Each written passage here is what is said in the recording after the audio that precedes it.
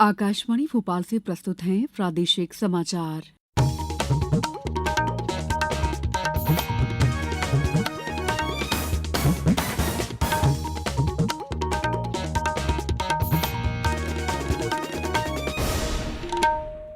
नमस्कार, समाचारों के साथ मैं दीपा सिंह।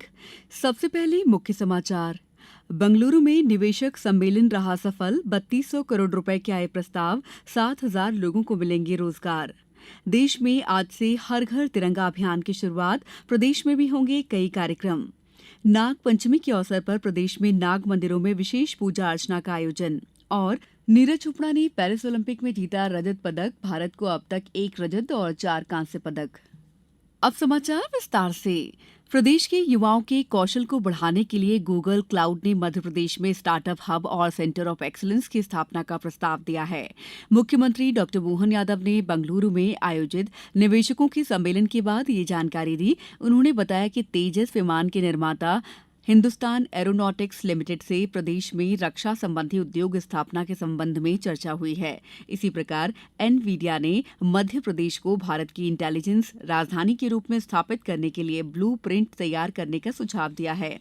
बंगलुरु में इन्वेस्ट मध्य प्रदेश सत्र के अंतर्गत investment opportunities in Madhya Pradesh के इंटरैक्टिव सत्र में प्रदेश में लगभग 3200 करोड़ रुपए के निवेश प्रस्ताव प्राप्त हुए हैं।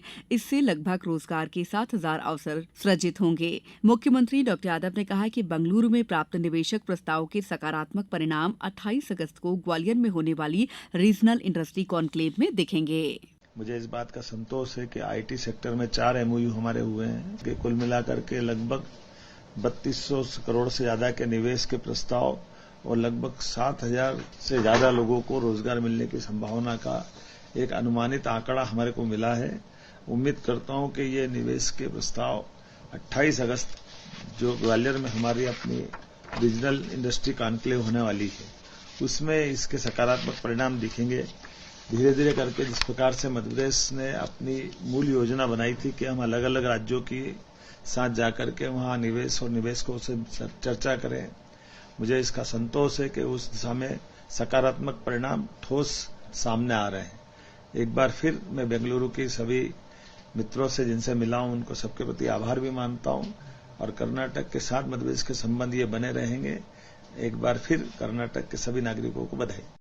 बेंगलुरु में इन्वेस्ट मध्य प्रदेश में कर्नाटक सहित अन्य राज्यों के 500 से अधिक प्रतिभागियों ने भागीदारी की। मुख्यमंत्री डॉ यादव ने बताया कि आईटी कंपनियों की ख्यातिनाम संस्थान नेस्कॉम और स्पेस टेक्नोलॉजी सेक्टर के प्रतिनिधियों और इंफोसिस इत्यादि के साथ प्रदेश में आईटी के विकास और उनके भविष्य की योजनाओं के संबंध में चर्चा हुई।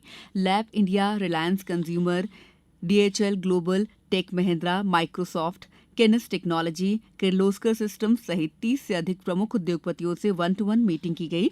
साथ ही इन्वेस्ट मध्य प्रदेश में ऑस्ट्रेलिया, स्विट्जरलैंड, इटली और फ्रांस के महावाणिज्यिकों के साथ साथ 15 से अधिक राजनयिक मिशन ने सहभागिता की। आईटी सेक्टर में एमपीएसईडीसी के साथ 4 एमओयू भी किए गए। देशभक्ति की भावना को बढ़ावा देने के लिए देश में हर घर तिरंगा अभियान 9 से 15 अगस्त तक चलाया जाएगा। केंद्रीय संस्कृति और पर्यटन मंत्री गजेंद्र सिंह शेखावत ने लोगों से अनुरोध किया है कि वे अपने घरों पर तिरंगा फहराएं और तिरंगे के साथ सेल्फी लेकर हर घर तिरंगा वेबसाइट पर अपलोड करें। उन्होंने कहा कि हर घर तिरंगा अभियान आजादी का अमृत महोत्सव के तत्वावधान में वर्ष 2022 में शुरू किया गया था और पिछले साल 10 करोड़ से अधिक लोगों ने तिरंगे के साथ सेल्फी लेकर उसे अपलोड किया। इस दौरान देश भर में 200 से अधिक सांस्कृतिक कार्यक्रमों का आयोजन किया जाएगा और 13 अगस्त को संसद सदस्य और मंत्री तिरंगा बाइक रैली निकालेंगे। प्रदेश भर में भी हर घर तिरंगा अभियान के तहत कई कार्यक्रमों का आयोजन किया जाएगा। रतलाम शहर में हर घर तिरंगा यात्रा का आयोजन जिला प्रशासन द्वारा किया जा रहा है। नीमच में भी आज से कई आयोजन किए जा रहे हैं। समाचारों में वक्त है ब्रेक का। ये समाचार आप आकाशवाणी मध्य प्रदेश से सुन रहे हैं। हमारे समाचारों को अब आप कभी भी और कहीं भी अपनी सुविधा के अनुसार सुन सकते हैं। ये समाचार बुलेटिन यूट्यूब, एक्स प्लेटफॉर्म और फेसबुक पर AIR न्यूज भोपाल पेज पर सुने जा सकते हैं। इसके अलावा आप हमारी वेबसाइट newsonair.gov.in पर अथवा न्यूज ऑन AIR ऐप पर भी समाचार सुन सकते हैं। ब्रेक के बाद समाचारों में आपका एक बार फिर स्वागत है। प्रदेश में आज से गर्भवती महिलाओं के लिए निशुल्क सोनोग्राफी सुविधा की शुरुआत हो रही है। उप मुख्यमंत्री राजेंद्र शुक्ल आज मेडिकल कॉलेज ऑडिटोरियम रीवा में निशुल्क सेवा सुविधा का शुभारंभ करेंगे। शासकीय स्वास्थ्य संस्थाओं पर प्रधानमंत्री सुरक्षित मातृत्व अभियान के अंतर्गत प्रत्येक माह की 9 और 25 तारीख को गर्भवती महिलाओं का विशेषज्ञ चिकित्सकों द्वारा निशुल्क जांच और उपचार सुविधा उपलब्ध होगी। साथ ही प्रत्येक माह की 9 और 25 तारीख को गर्भवती महिलाओं को संबद्ध प्राइवेट सोनोग्राफी केंद्रों पर भी निशुल्क सोनोग्राफी सुविधा प्राप्त होगी। उप मुख्यमंत्री ने कहा है कि प्रदेश में गर्भवती महिलाओं और नवजात शिशुओं के स्वास्थ्य के प्रबंधन में सहायक होगा, जिससे मातृ और शिशु मृत्यु दर को नियंत्रित करने में सहायक होगा। आज नाग पंचमी का पर्व प्रदेश में पारंपरिक श्रद्धा और उत्साह के साथ मनाया जा रहा है। उज्जैन में साल में एक बार नाग पंचमी के अवसर पर खुलने वाले भगवान श्री नागचंद्रेश्वर के पट कल रात 12 बजे शुभ मुहूर्त में खोले गए। मंदिर के पट खुलने के बाद सर्वप्रथम पंचायती महानिर्वाणी अखाड़े के महंत विनीत गिरी जी महाराज ने विधि विधान से श्री नागचंद्रेश्वर भगवान का पूजन अर्चन किया। रात से ही बड़ी संख्या में लोग यहां दर्शन के लिए पहुंच रहे हैं। नाग पंचमी के मौके पर आज आगरमालवा जिले के विभिन्न नाग मंदिरों में विशेष पूजा अर्चना की जा रही है। जिला मुख्यालय स्थित राममालियों की 4 चरस की बावड़ी पर वर्ष में एक बार होने वाली विशेष पूजा की जा रही है।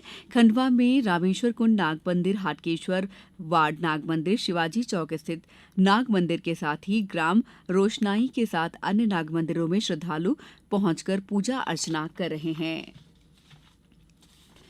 पेरिस ओलंपिक्स में भारतीय एथलीट नीरज चोपड़ा ने सीजन का अपना सर्वश्रेष्ठ 89.45 मीटर थ्रो करके कल रात पुरुषों की भाला फेंक स्पर्धा में रजत पदक जीता। वहीं पाकिस्तान के अरशद नदीम ने 92.97 मीटर के थ्रो के साथ ओलंपिक रिकॉर्ड को तोड़कर स्वर्ण पदक जीता। पेरिस ओलंपिक में नीरज के इस पदक के साथ भारत के कुल पदकों की संख्या 5 हो गई है। राष्ट्रपति द्रौपदी मुर्मू और प्रधानमंत्री नरेंद्र मोदी ने पेरिस ओलंपिक में रजत पदक हासिल करने पर नीरज चोपड़ा को बधाई दी है। वहीं हॉकी इंडिया ने पेरिस ओलंपिक में कांस्य पदक जीतने पर पुरुष हॉकी टीम के प्रत्येक खिलाड़ी को 15 लाख रुपए पुरस्कार की घोषणा की है। भारतीय टीम ने स्पेन को 2-1 से हराकर लगातार दूसरी बार ओलंपिक पदक हासिल किया। पेरिस ओलंपिक खेलों में आज अमन सहरावत पुरुषों की 57 किलोग्राम भार वर्ग की फ्री स्टाइल कुश्ती स्पर्धा में कांस्य पदक के लिए प्यूर्टो रिको के डेरियन क्रूज से भिड़ेंगे। अब कुछ समाचार संक्षेप में। इंदौर में वर्ष 2024-25 में राज्य पोषित योजना के अंतर्गत कृषि विज्ञान केंद्र कस्तूरबा ग्राम में 1 दिवसीय कृषक प्रशिक्षण सह भ्रमण कार्यक्रम का आयोजन हुआ। खरगोन जिले के उन थाना क्षेत्र में एक युवक की सेल्फी लेने के दौरान पेड़ से गिर जाने के चलते मौत हो गई। उनके थाना प्रभारी ने बताया कि सिनखेड़ी निवासी 25 वर्षीय युवक की सेल्फी लेने के दौरान गिर जाने से मौत हो गई। मुरैना में अग्रणी जिला प्रबंधक एनके मंगल के आदेशानुसार ग्राम काजी बसई और किशनपुर में वित्तीय साक्षरता शिविर का आयोजन किया गया। शिविर में ग्रामीण जनों को सुरक्षा बीमा, जीवन ज्योति, एपीवाई, सुकन्या योजना और बैंक से संबंधित जानकारी दी गई। मंदसौर में श्रावण माह के 12 अगस्त को शाही पालकी का आयोजन किया जाएगा। वहीं 19 अगस्त को शाही सवारी का आयोजन किया जाएगा। इसके लिए कलेक्टर अदिति गर्ग ने सवारी की रूट का निरीक्षण किया। मुख्यमंत्री डॉ मोहन यादव बेंगलुरु में आध्यात्मिक गुरु श्री श्री रविशंकर के साथ आर्ट ऑफ लिविंग सेंटर के सत्संग में भी शामिल हुए। डॉ यादव ने भ्रमण के दौरान गुरु श्री श्री रविशंकर के साथ अन्नकूट क्षेत्र का अवलोकन भी किया। इस बुलेटिन में इतना ही। दीजिए इजाजत। नमस्कार।